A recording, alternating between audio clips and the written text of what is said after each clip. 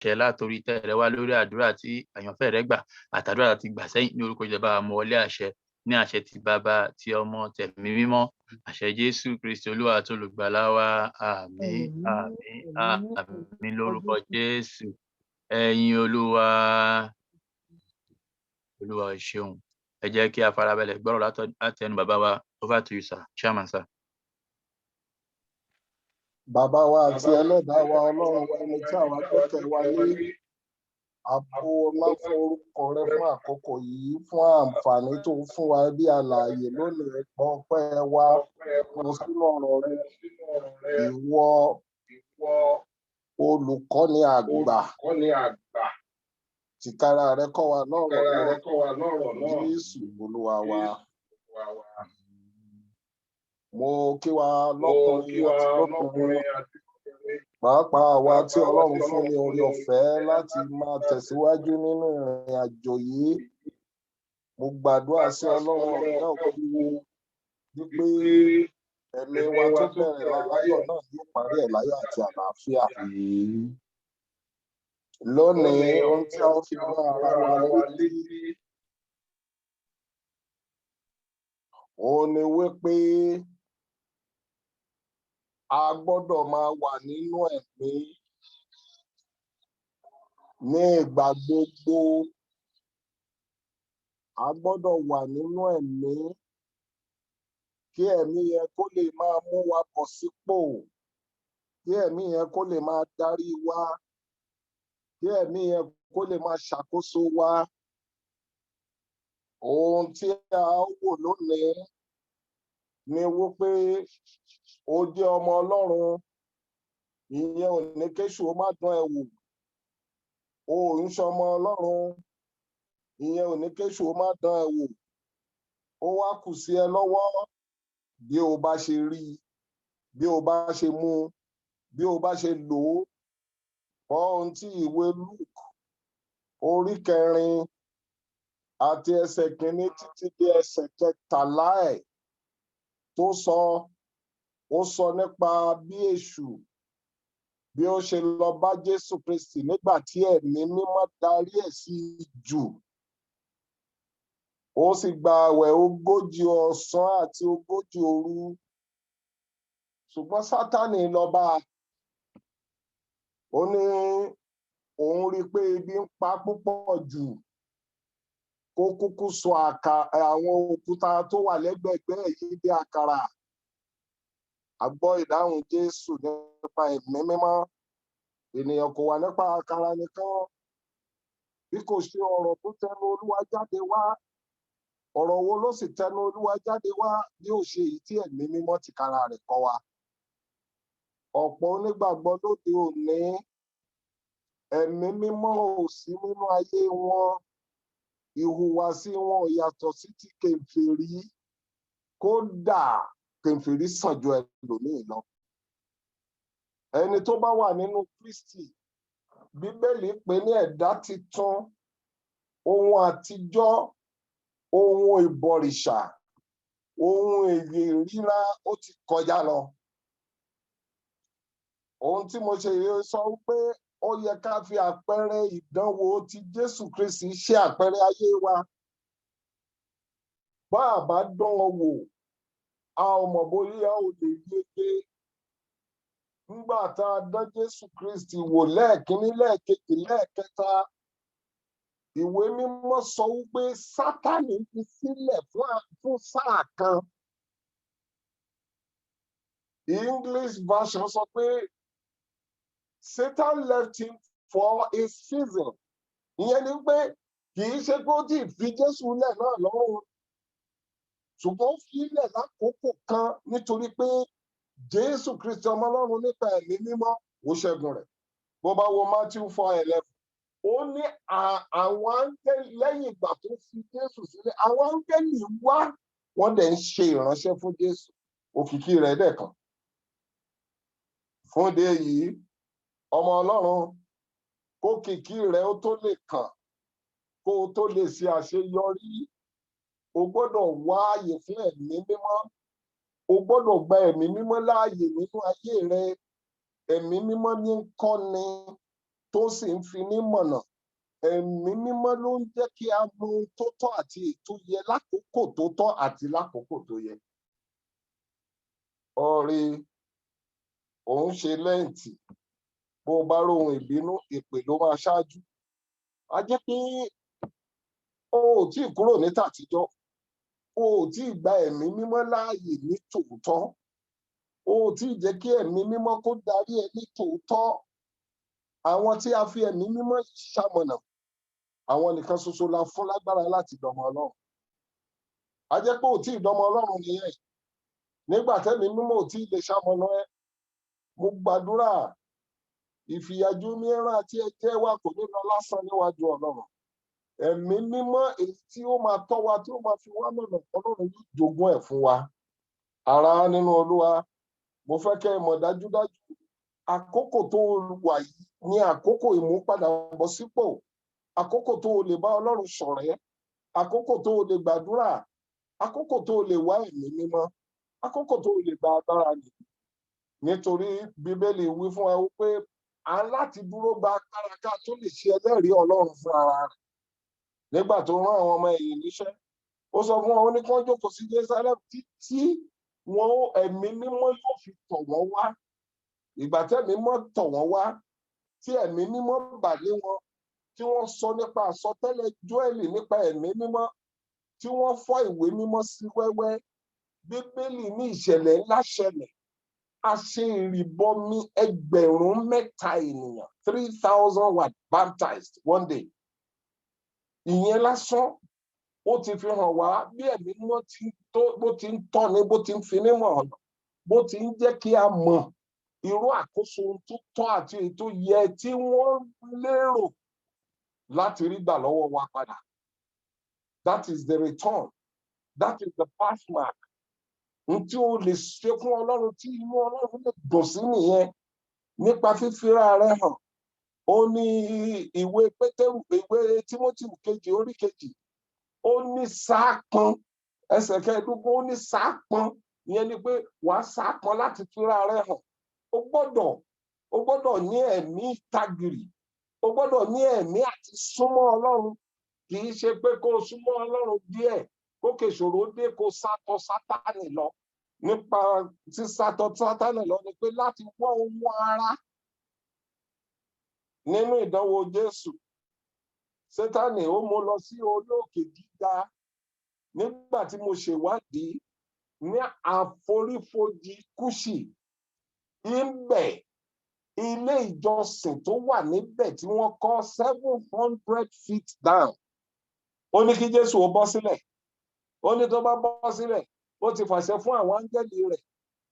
Ìyẹn ó yẹ kó sọ fún ìwọ ọmọ Ọlọ́run pé ààbò dájú lórí ẹ, ṣùgbọ́n kì í ṣe nípa pípara rẹ. Ó ní Jésù clear fún bẹ́ẹ̀, ààbò wà nítòótọ́, ṣùgbọ́n kì í ṣe dídán Ọlọ́run wò gẹ́gẹ́ bí wọ́n ti dán wò. Tó bá wo Deuteronomy 6 verse 16, ó sọ clearly. Ó ní wọ́n dán wò. Àwọn tó dán wò ni àwọn tó ti ríṣẹ́ ìyanu tí Jésù ṣe ní Íjíbítì nínú aginjù, síbẹ̀ wọ́n kùn. Àdúrà mi sí Ọlọ́run ọ̀gá ògo ni pé ẹ̀mí ìjìnlẹ̀, ẹ̀mí mímọ́ èyí tí ó máa tọ́ wa, tí ó máa fi wá mọ̀nà, Olúwa yóò jogún ẹ̀ fún wa. Bá a ti bẹ̀rẹ̀ láyọ̀, a ó parí ẹ̀ láyọ̀ àti àlàáfíà. Ẹ jẹ́ máa ṣàkíyèsí àwọn kéékèèké tá a fi ń ránra wa létí yìí. Ẹ jẹ́ àfaradà fún Ọlọ́run fúngbà díẹ̀. Ẹlòmíì tí Ọlọ́run ò tí ì ṣe, ló máa rán mẹ́nu. Èyí tó ti ṣe ń kọ́. Oore ọ̀fẹ́ Ọlọ́run kò ní fi wá sílẹ̀. Jẹ́mísì fún Ọlọ́run ti Bàbá, Ọmọ àti Ẹ̀mí Mímọ́ ní ká fi ọlá àti ògo fún láé àti láéláé.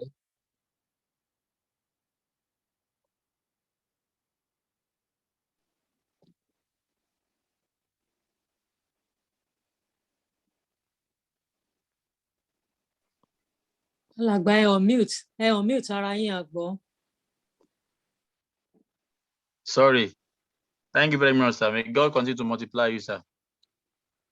A lọ nínú àdúrà èèyàn mẹ́ta. Ẹni àkọ́kọ́ tí ń ṣe ọkùnrin, Brother Wálé, wọ́n gbàdúrà ìdáríjì fún wa lórí gbogbo àmì lórí ọ̀rọ̀ tí dáàdi wa sọ fún wa nísìnyí pé kí Ọlọ́run kó jọ kó dárí ẹ̀ṣẹ̀ jì wá ní gbogbo ibi tí a ti ṣẹ̀ tó ní jẹ́ kí ẹ̀mí mímọ́ kó lè dúró nínú ayé wa kí Ọlọ́run jọ kó dárí jì wá. Àdúrà. Olúwa Ọlọ́run Olódùmarè, Mímọ́. ọba mímọ́ tí ń gbé ní mímọ́, Kábíyèsí. Ọlọ́run gbogbo ẹ̀mí àwọn ènìyàn. Kábíyèsí. A dúpẹ́ ẹ̀yin lógo agbẹ́yìnga Olúwa fún ọ̀rọ̀ ṣeun. ìyànjú tí a gbọ́ ní wákàtí àkókò yìí. Ọlọ́run má jẹ́ mo gba ọpẹ́ wa. Àmín Jésù. Ẹ̀mí mímọ́ gba yìn wa. Àmín. Àwa ń bẹ̀ ọ́ ní wákàtí yìí. Gbogbo ibi tí a ti ṣẹ̀ sí ẹ̀mí mímọ́ onímájẹ̀mú ayọ̀ ó yá dáríjì wá. Àmín Jésù. Gbogbo ibi tí a ti fi ẹ̀mí mímọ́ síwájú ìrìn àjò ayé wa onímájẹ̀mú ayọ̀ ó yá dáríjì wá. Àmín Jésù. Gbogbo ibi tí a ti yege nípa ìdánwò ẹ̀mí mímọ́ Ọlọ́run májẹ̀mú ó yá dáríjì wá. Àmín Jésù. Agbára ẹ̀mí mímọ́ tí ń sọ ní di àlàyé Olúwa gbé wọ̀ wá. Àmín Jésù. A dúpẹ́ torí pé ẹ ti gbọ́. Olúwa ṣeun. A dúpẹ́ torí pé ẹ ti gbà. Olúwa ṣeun. Ẹ̀yin ó máa jẹ́ Ọlọ́run wa, àwa yóò sì máa jẹ́ ènìyàn rẹ ní orúkọ Jésù. Jésù Kristi Olúwa wa. Àmín, àmín, àmín lórúkọ Jésù. Àdúrà kejì, a máa pe olóbìnrin Mọ́dà Ọmọ́tọ́lá. Wọ́n á gbàdúrà fún wa fún agbára ẹ̀mí mímọ́ láti lè báyìí bẹ̀rẹ̀ àwẹ̀ lẹ́ǹtì kọ́lọ́run jọ kó fún wa ní agbára, kó fún wa lẹ́mìí mímọ́ tá a máa fi ṣe láṣeparí, tọ́lọ́run tá a máa fi rí èrè gbà nínú ẹ̀. Àdúrà. Ní orúkọ Jésù, Àmín Jésù. adániwáyé àyìn agbéyín ga. Gbogbo ìdílé Jésù tó fara tì bí òkè Olúwa ẹ ṣeun. A dúpẹ́ fún àsìkò kò tẹ́ mú wa wá yìí. A dúpẹ́ fún orí ọ̀fẹ́ yín. A dúpẹ́ fún agbára yín. A dúpẹ́ ní gbogbo ọ̀nà. Olúwa gbọ́ ọpẹ́ wa. Àmín Wákàtí Jésù. ọ̀wọ̀ à ń béèrè fún agbára ẹ̀mí mímọ́, agbára ìmísí èyí tó ń borí ẹran ara, agbára ìmísí ẹ̀mí mímọ́ èyí tó máa fi wá sí inú ẹ̀mí ní gbogbo ìgbà, èyí tí ò ní jẹ́ ká ṣiṣẹ́ níwájú yín, èyí tí ò ní jẹ́ kí ìrìn àjò wa já sásán. Olúwa ẹ fi fún wa. A Àmín béèrè Jésù. fún orí ọ̀fẹ́ yín, àánú yín, tí a ò fi ní kùnà ògo yín, tí a ò ní di ẹni àná, tí ọjọ́ ìkẹyìn ẹ ò ní sọ fún wa pé kúrò ní ọ̀dọ̀ wa àwọn oníṣẹ́ ẹ̀ṣẹ̀. Olúwa fi fún wa. Agbára ẹ̀mí sí, agbára ẹ̀mí mímọ́ yín la béèrè, èyí tó máa tún wa ṣe, èyí tó máa tú wa ṣe, èyí tó máa já ìdè, èyí tó máa tú ìdè, èyí tó máa ràn wá lọ́wọ́, èyí tó ń jẹ́ ká ṣiṣẹ́ níwájú yín, èyí tó ń jẹ́ kí ẹran ara jẹ́ ká ṣiṣẹ́. Olúwa fi fún wa. Àmín Jésù. Adániwáyé ẹ wà pẹ̀lú wa, Àmín Jésù.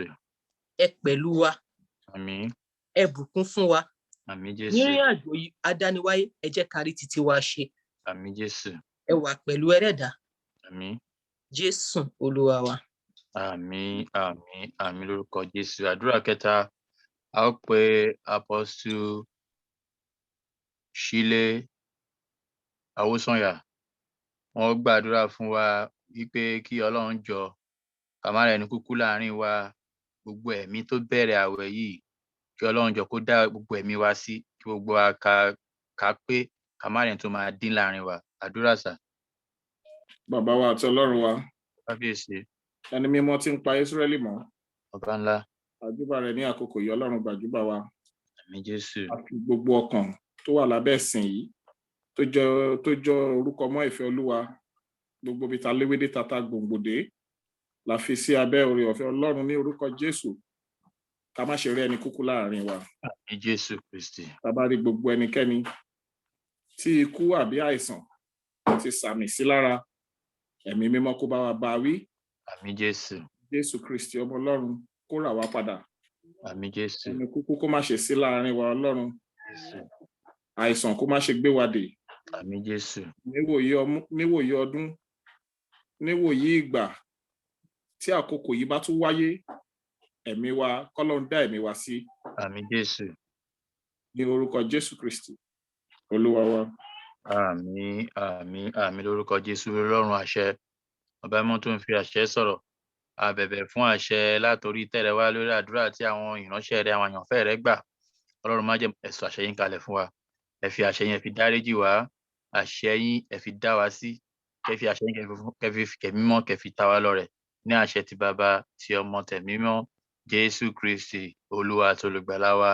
Àmín, àmín, àmín lórúkọ Jésù. Ẹ̀yin Olúwa, Olúwa o ṣeun. Ẹ jọ̀ọ́ tá bá rí àlá tàbí ìran Olúwa Ọlọ́run Olódùmarè, a dúpẹ́ aláyìn lógo fóore ọ̀fẹ́ ńlá tẹ́ tún fún wa ní ọjọ́ tòní láti lè rìnrìn àjò yìí. Olúwa ẹ gbà ọpẹ́ wa. A dúpẹ́ ẹ ṣe Alpha àti Omega ìrìn àjò ní bá bẹ̀rẹ̀ sí bá wa parí. Olúwa ẹ gbà ọpẹ́ wa. Ọlọ́run máa jẹ́ mú àwa ń lọ báyìí, máa lọ fara wa lélẹ̀ tó bá máa fi gbà díẹ̀. Ọlọ́run ẹ wá dá wa sí. Ẹ má yẹ ká ẹni kúkú láàrin, ẹ má yẹ ká fẹnìkan ṣàwátì. Ọlọ́run máa jẹ́ mú tó bá máa fi dìwò yí ọ̀la. Ẹ jẹ́ kójú wa kó pé, ẹ jẹ́ ẹsẹ̀ wa kó pèlé, ààbò yín kó pé lórí wa. Ní orúkọ Jésù Kristi, Olúwa tó olùgbàlà wa. Àmín. Jésù. Jésù lọ́jọ́ àánú rẹ̀. Jésù lọ́jọ́ àánú yìí, kí àkókò kọjá, àròlẹ̀ ní èkún wa. Ìfẹ́ rẹ la sinmi lé, ìfẹ́ rẹ la sinmi lé, ilé wa lórí ìlànà, bí ìfẹ́ náà ti tó.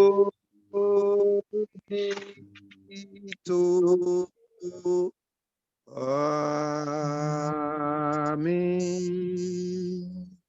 Àdúrà ní ìdákẹ́jẹ́. Jẹ́ ká fi ọkàn wa, ilé wa, ẹ ká fi sí abẹ́ agbára Ọlọ́run. Kí Ọlọ́run jọ kó dá wa sí, kó má fi wá sílẹ̀.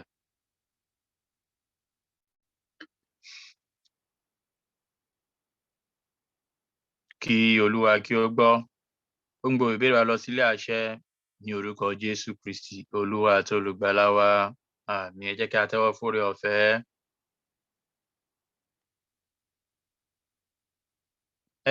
On mute, sir.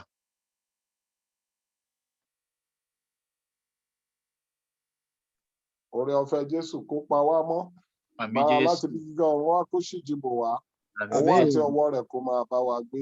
Àmín Jésù. Oore ọ̀fẹ́ Jésù Kristi Olúwa wa, ìfẹ́ mọ́ ti Ọlọ́run, ìdàpọ̀ Àmín. àwọn ènìyàn mímọ́ kó Àmín. sọ̀kalẹ̀ bí àdàbà, kó bà Àmín. lé wa lórí, kó mú wa tẹ àtẹ̀síwájú, kó yí Àmín. ojú àti inú, kó má ṣe kọ́ ẹnikẹ́ni. Àmín Nígbà tá Jésù. ó parí, tí wọn ó máa kọ orin ìjádópin ogún sì tán, ká má dúró ìṣẹ́jú kan fún ẹnikẹ́ni. Àmín Jésù. Jésù Kristi Olúwa wa.